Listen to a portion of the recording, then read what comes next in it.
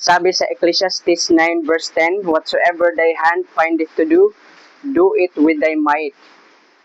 Maraming beses na may naisip tayo na mabuting bagay na gawin or alam natin ano ang dapat gawin, pero kung hanggang sa puso na lang natin yan, hanggang sa isip na lang, hindi natin gawin sa ating buhay, walang mangyayari, walang kwenta. Kaya sabi sa verse, "Whatsoever thy hand findeth to do."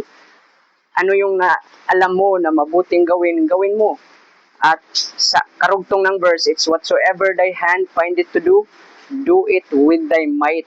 Ibuhos mo ang iyong buong kaluluwa, iyong buong puso, buong lakas sa ano ang gustong ipagawa ng Diyos sa iyo. Ang isang mabuting bagay na ginawa mo, mas mabuti pa yan kaysa sa 1,000 mga plano or magandang mga bagay pero nasa isip or puso mo pa lang, hindi mo pa ginagawa. Gawin mo ano yung mabuting bagay na alam mong gawin.